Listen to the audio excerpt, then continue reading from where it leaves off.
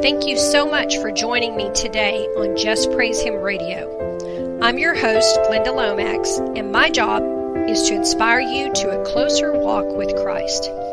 Now here's the show.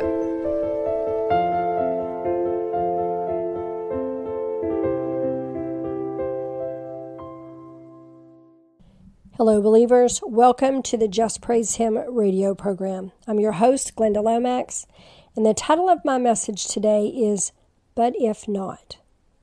I'm actually re-preaching a message I heard in church. I added a bunch to it, but it is one of the best messages I have heard in years. So I just want you to know tonight, this is a word for you, and it is a right now word too. I'm not even kidding. And boy, did the devil fight me on this thing. I had worked for 3 full days trying to get this all written and arranged just like, it needed to be. And then earlier today, I'm sitting there, I'm talking on the phone to my friend Cheryl. Hi, Cheryl. And the entire thing corrupted right in front of my eyes on the Word document. I mean, it literally disappeared. I sent her a picture of it. She couldn't even believe it. I've never seen that happen before, ever. And I have Office 360. I don't have the software. I tried very hard not to cry, first of all, and then not to freak out. And I'm like, I got to get off the phone and figure out what to do. Because it was my podcast, for the whole week. So anyway, I was able to recover it after rebooting so that you get to hear it. So today we're going to talk a little about the story of the 3 Hebrews that Daniel knew who got tossed into the fiery furnace in Daniel chapter 3. The original form of this message was written by another minister, like I said, and I just felt really strongly the Lord wanted you all to hear it. Okay, so let's review the story. First of all, King Nebuchadnezzar had made a huge statue, and it was gold all over. He was very proud of it, and so he called a meeting to which everyone who was anyone was told that whenever this certain music played, they had to fall down and worship his golden idol, or they would be tossed into the fiery furnace. Soon after, some of the Chaldeans came before the king and accused some of the Jews. The Jews were captives out of Judah. Apparently, there were some Jewish people in the land who refused to go along with the high ruler's idol-worshiping agenda. So starting in Daniel chapter 3, verse 12, there are certain Jews whom thou hast set over the affairs of the province of Babylon, Shadrach, Meshach, and Abednego. These men, O king, have not regarded thee. They serve not thy gods, nor worship the golden image which thou hast set up. Then Nebuchadnezzar, in his rage and fury, commanded to bring Shadrach, Meshach, and Abednego. Then they brought these men before the king. To understand his strong reaction, you should know that not only was Nebuchadnezzar a highly respected military conqueror, but at this time he was one of the most powerful rulers in the world. So he was used to being obeyed. Without question, I'm sure.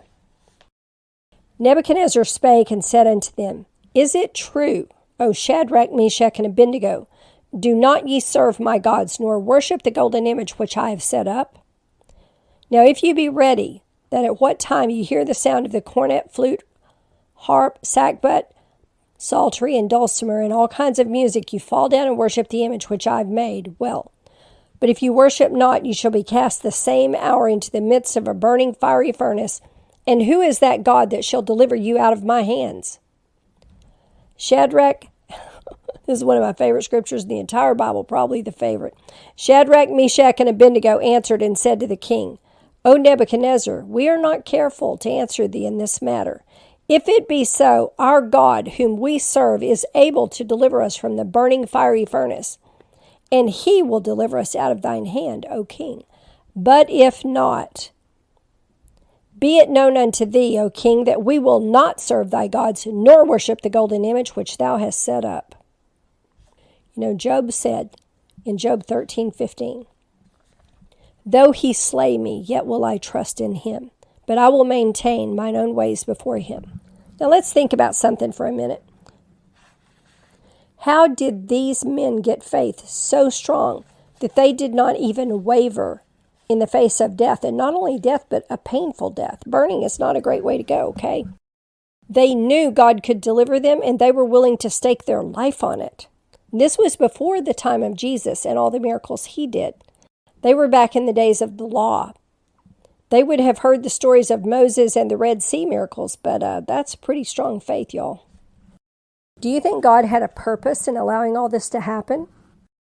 Could it be that he wanted to challenge them to be faithful and believe even while facing something they did not know how to handle? If he did not have a purpose in this clearly, we would not still be preaching about it today and being inspired by their great faith. The three Hebrews for sure had three things right.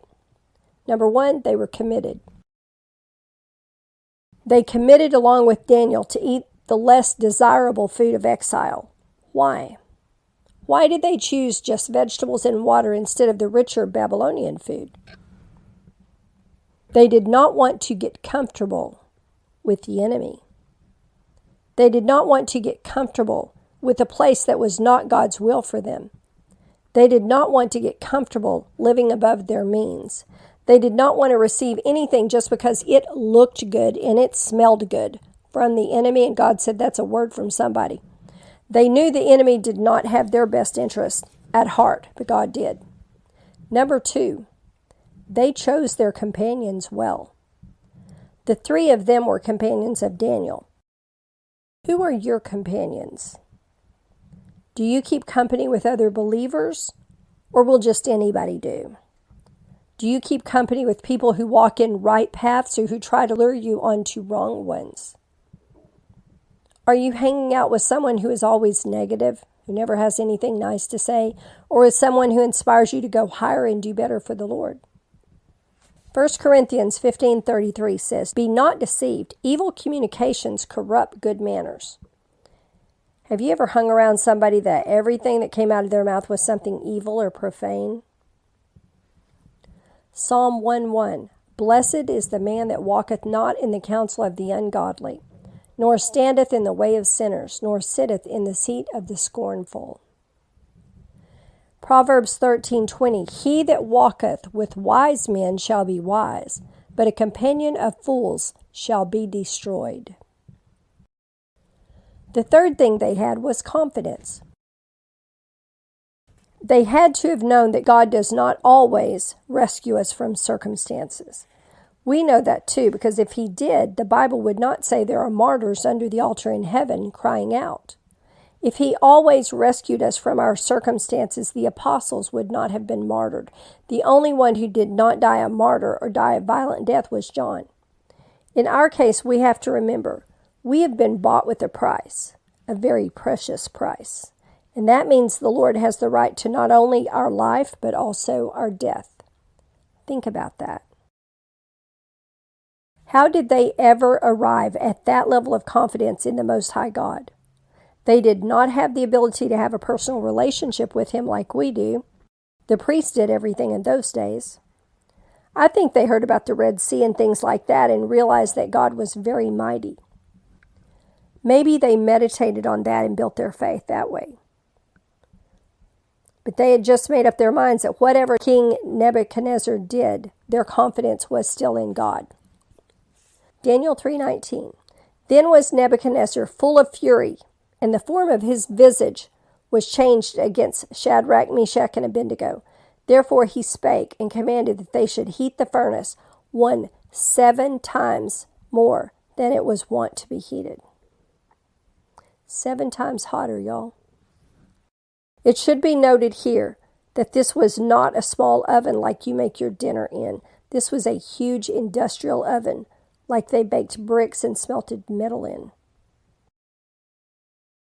And he commanded the most mighty men that were in his army to bind Shadrach, Meshach, and Abednego, and to cast them into the burning fiery furnace. Then these men were bound in their coats, their hosen, and their hats, and their other garments, and were cast in the midst of the burning fiery furnace. Therefore, because the king's commandment was urgent and the furnace exceeding hot, the flame of the fire slew those men that took up Shadrach, Meshach, and Abednego. And these 3 men, Shadrach, Meshach, and Abednego, fell down bound into the midst of the burning fiery furnace.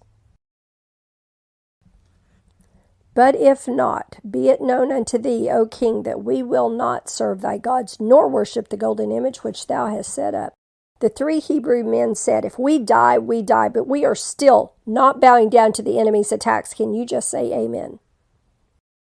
They were faced with a hard decision in a time when God seems to have set them up to demonstrate doing what is right. And you know what? If they had chosen to bow down, if they had compromised their principles, just to not make a big deal about it, in order to be accepted, they would have died anyway. They would just have died in a different way at a different time, and we would have never heard about them or been inspired by their great faith. So the king had had a giant gold statue erected and ordered all the people in his kingdom to worship it. So let's talk about King Nebuchadnezzar for a minute. Nebuchadnezzar II, this is Nebuchadnezzar II we're talking about, was the son of his father Nabopolassar, who was the first king of the Babylonian Empire. He was raised learning about the gods and the customs of the nation. As he grew older, he became a general in his father's army. In 605 BC, he fought against Egypt and Assyria at the Battle of Carchemish, where he beat them. His dad, Nabopolassar the king, died only 2 weeks later at the age of 53. So Nebuchadnezzar returned to Babylon to become king of the Babylonian Empire. Nebuchadnezzar, is the king that is said to have built the Hanging Gardens. They're supposed to be one of the wonders of the world. Nebuchadnezzar II was coronated on September 23rd, 605. He is known as the greatest king of Babylon of all time. He was a man of exceptional military and organizational talent. In fact, to this day, his surviving monuments are without rival in Mesopotamia. Nebuchadnezzar, when he chose some of the brightest and best captives to be enrolled in Babylon's educational system in order they be fed with the best of the food in Babylon and given the best of accommodations, was undoubtedly intending to seduce the young exiles with the splendor of Babylon and ingratiate them to himself. That way, he could reinstate them in their native lands and have them be loyal Babylonian bureaucrats. Or so he thought. So the 3 Hebrew men had refused to bow down and worship the image Nebuchadnezzar had built. Nebuchadnezzar was enraged when they refused to obey his command. Abshak, Meshach, and Abednego politely declined the king's dainty food and asked if they could be allowed to eat the food of exile for 10 days, and if they were as healthy as others, to continue to do so. And the food of exile was vegetables and water. They did not refuse the food because it was not kosher, but because they did not want to be seduced by the wealth and privilege of Babylon. They did not want to get comfortable there because they remembered who they were and whose they were. So instead of enjoying the fleshly pleasures that were freely offered to them in that moment, they chose to keep in the forefront of their minds that this was a time of God's judgment, and they were captives in a foreign land ruled by a pagan king. Dangerous beliefs were all around them. No one knows for certain what Nebuchadnezzar's golden image was, but scholars think it may have been the image he saw in the dream that Daniel interpreted in Daniel chapter 2. You know, the one with the head of gold, the arms of silver, the feet of clay, and all that. Because Daniel, who gave God all the glory, was able to interpret the dream for the king no one else could interpret, he was promoted. When he was promoted, he asked that the 3 Hebrews be made his assistants. Now, Nicole told me something this week that I never heard before. She said that Daniel and the 3 Hebrew men were believed to have been eunuchs. Look at Daniel chapter 1. Daniel 1:7, unto whom the prince of the eunuchs gave names. Other translations say that the chief of the eunuchs. For he gave unto Daniel the name of Belteshazzar, and to Hananiah of Shadrach, and to Mishael of Meshach, and to Azariah of Abednego. So if they were given into the care of the chief of eunuchs, we would believe that they were eunuchs. So if you think you're having a bad week, just think about what these guys went through. Taken from their homeland in a time of God's judgment, renamed foreign names, had all kinds of foreign training and education and customs forced on them, and may have been castrated against their wills on top of that. And I don't know, but I don't think they had any anesthesia back then, y'all. The next time you have a bad day, that should really help you put it into perspective. I'm just saying. Daniel 3:24. Then Nebuchadnezzar the king was astonished, that means he was astonished, and rose up in haste and spake, and said unto his counselors, Did we not cast 3 men bound into the midst of the fire? They answered and said unto the king, True, O king. He answered and said, Lo, I see 4 men loose, walking in the midst of the fire, and they have no hurt, and the form of the 4th is like the Son of God. Then Nebuchadnezzar came near to the mouth of the burning fiery furnace, and spake and said, Shadrach, Meshach, and Abednego, ye servants of the Most High God, come forth and come hither. Then Shadrach, Meshach, and Abednego came forth out of the midst of the fire. Now notice something. When they went into the fiery furnace, when they went into what would be the equivalent of their wilderness, they were bound. They had bondages, but when they came out, they were loose. They were free. So I just wanted to mention that. And the princes, governors, and captains, and the king's counselors being gathered together, saw these men upon whose bodies the fire had no power, nor was a hair of their heads singed, neither were their coats changed, nor the smell of fire had passed on them. They came out without even the smell of smoke on them, y'all. Then Nebuchadnezzar spake and said, Blessed be the God of Shadrach, Meshach, and Abednego, who hath sent his angel and delivered his servants that trusted in him, and have changed the king's word, and yielded their bodies, that they might not serve nor worship any god except their own.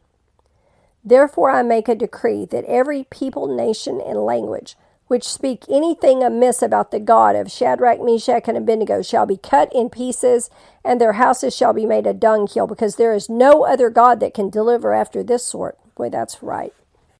Then the king promoted Shadrach, Meshach, and Abednego in the province of Babylon. So after the whole ordeal with the 3 Hebrew men, Nebuchadnezzar still did not believe in anyone but himself. So the Lord gave him a dream. He sounded like he did believe just now, but he didn't. Preferring to show mercy rather than judgment, God gave him a dream. The dream was of a magnificent tall tree that was then ordered to be cut down. Daniel interpreted the dream in Daniel 4, but Nebuchadnezzar still did not repent of pride in his greatness, and Daniel told him this was a very bad thing that was going to come upon him. At the end of 12 months after Daniel interpreted the dream, he walked in the palace of the kingdom of Babylon. This is talking about Nebuchadnezzar. The king spake and said, Is not this great Babylon that I have built for the house of the kingdom by the might of my power and for the honor of my majesty? While the word was in the king's mouth, there fell a voice from heaven, saying, O King Nebuchadnezzar, to thee it is spoken, the kingdom is departed from thee. And they shall drive thee from men, and thy dwelling shall be with the beasts of the field. They shall make thee to eat grass as oxen, and 7 times shall pass over thee, until thou know that the Most High ruleth in the kingdom of men, and he giveth it to whomsoever he will. The same hour was the thing fulfilled upon Nebuchadnezzar, and he was driven from men, and did eat grass as oxen, and his body was wet with the dew of heaven, till his hairs were grown like eagle's feathers, and his nails like bird's claws. 3 verses later, we read of the outcome. At the same time my reason returned unto me. This is Nebuchadnezzar saying this. And for the glory of my kingdom, mine honor and brightness returned unto me, and my counselors and my lord sought unto me. And I was established in my kingdom, and excellent majesty was added unto me. Now I, Nebuchadnezzar, praise and extol and honor the King of heaven, all whose works are truth, and his ways judgment, and those that walk in pride he is able to abase. So Nebuchadnezzar II, who was known as Nebuchadnezzar the Great, was the longest reigning king of the Chaldean dynasty, and was one of the most powerful rulers in the world at the time of his death in 562 BC, at the age of 80, which according to the World History Encyclopedia went as follows. He died peacefully in the city he had built after a reign of 43 years, but Babylon would not last even another 25 after his death. The city fell to the Persians in 539 BCE. See, that's what happens when you have the nicest palace around and all those cool hanging gardens and all that. And later efforts to restore it by Alexander the Great never elevated it to the heights it had known under the reign of Nebuchadnezzar II. You know, When you walk through those fiery trials in your life as a believer, you can be certain the Lord will walk with you through them. You never walk alone. He promised never to leave or forsake us, and He won't. There may be times when we are freaked out and we cannot feel Him. He is there, but He cannot lie. He is still there. When you stand for God, you stand out. It may be painful. It may not have a happy ending. Are you prepared to say, my God is well able to deliver me from this fiery furnace, but if not? I'm going to tell y'all a story. On September 1st, 1939, Nazi Germany began what we call World War II and swept across Europe in what Hitler called his Lightning War. When it was all said and done, Hitler had driven the Allies back to the sea. Nearly 500,000 British and French troops were trapped at the small city of Dunkirk on the English Channel. Germany had them at their mercy. Hitler's armored divisions were only 15 miles away, and Luftwaffe bombed and strafed the hapless armies below. Several of the leaders in Britain discussed trying to bribe or cut a deal with Hitler. Sir Edmund Ironside, chief of the Imperial General Staff, confided to a colleague that this is the end of the British Empire. Harold Nicholson, a member of the British government, wrote his wife that they might be compelled to commit suicide. It was at that desperate moment that the churches of Britain called for a national day of prayer. Numerous political leaders, newspaper editors, and King George VI issued a call for a national day of prayer on Sunday, May 26th, and people were flocked to the churches in droves, and long lines were formed outside of places of worship. As the British people anxiously await word of their fate, a 3-word message was transmitted from the besieged army. But if not. The British public instantly recognized the message. It's a reference to the biblical story of Shadrach, Meshach, and Abednego standing before King Nebuchadnezzar's fiery furnace. Our God is able to save us, but if not, we will remain faithful to Him anyway. At 7 o'clock, May 26th, the order was issued to attempt a desperate evacuation of Dunkirk. Every tiny vessel and private craft was sent across the often treacherous waters of the English Channel. But something strange happened over those 9 days of rescue. Hitler ordered his troops to halt in order to give the Luftwaffe the chance to seal their victory. But German air power was hampered by the extremely unfavorable weather in the skies. Additionally, a fog settled in that hid the troops as they boarded the boats. And the normally treacherous channel waters became unnaturally calm. At the end of 9 days, of the 500,000 men trapped at Dunkirk, 336,000 were saved. Why? Because our God is mighty to save. Our God is able to deliver us. And when God steps up to avenge you, there is no power on the face of the earth that can withstand Him. That is a story from Family News, from Focus on the Family, May 2000. How many times has the devil looked at you and said, I'm going to turn up the heat until they stop praising, stop worshiping, stop giving, stop encouraging? Everyone I know is so battle-weary right now. We are so worn out from fighting the same old battles over and over. And sometimes it feels useless. It's not, of course, but you do get tired. So I just want to tell you today that there is purpose in this season, because the Word says, the steps of a righteous man are ordered by the Lord. Warren Wiersbe once noted that when God permits His children to go through the furnace, He keeps His eye on the clock and His hand on the thermostat, and that is the truth, y'all.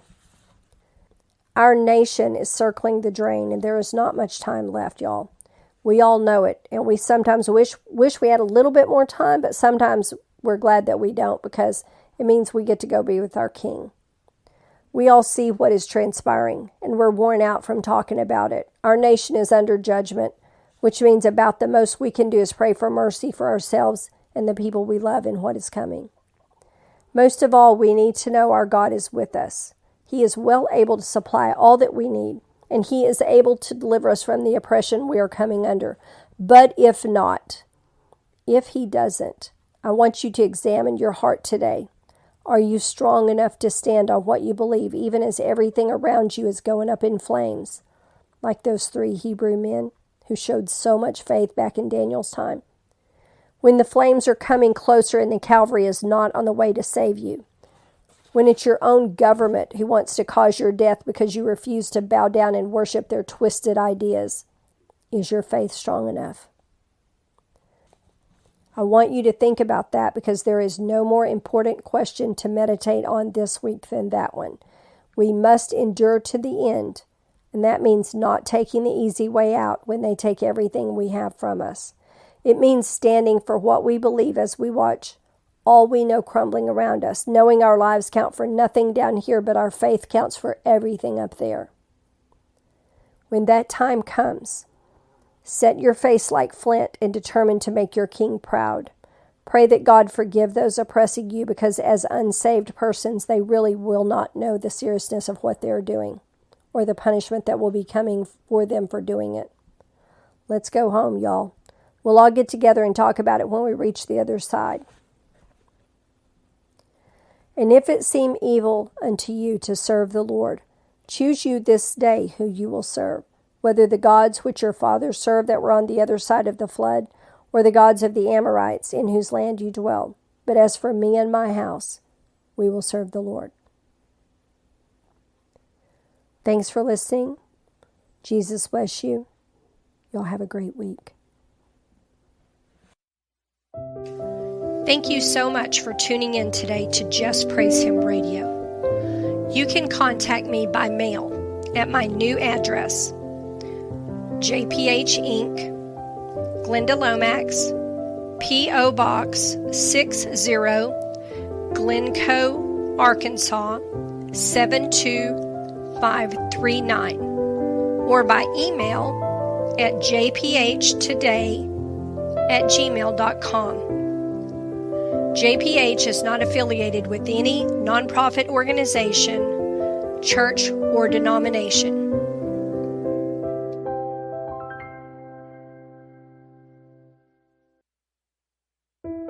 Does your life feel like it's falling apart around you? Are multiple things going wrong all at once? Does it seem all your comforts have been stripped away? You may have entered the wilderness. Wilderness experiences are often times of great discomfort and lack. Every Christian must pass through the desert on the way to their promised land. Find out how to go from surviving to thriving by partnering with God as He leads you in the path that will strengthen your faith and prepare you to step into your destiny. The Wilderness Companion will help you find out why you have been led into the wilderness. Find out the biggest hindrances to receiving the provision you need in the wilderness. Find out what the 7 temptations of the wilderness are. Learn how to partner with God in His purposes for you in the desert seasons. Get your copy of The Wilderness Companion today. The Wilderness Companion by Glenda Lomax on Amazon.com in print, Kindle, or audiobook.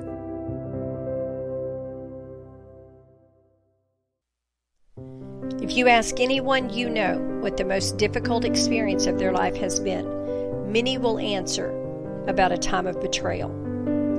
All those called to walk the narrow path will at some point encounter Judas. How will you respond? Do you know how to recognize Judas when he shows up in your life? Can you keep Judas from bringing destruction to your life and ministry? How can you minimize what Judas cost you? Can you pass the test of absolute betrayal? Get your copy of The Judas Test, available in print and new audiobook, The Judas Test by Glenda Lomax, available now on Amazon.com.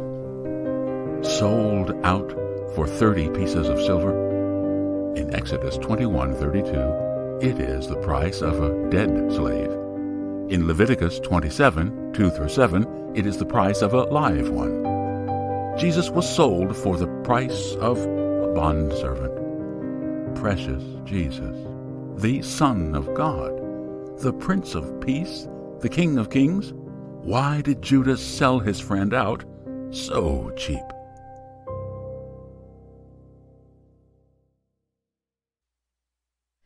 Sidewalk Flowers Volume 1 is a collection of 58 short inspirational readings that will uplift, comfort, and encourage readers from every walk of life.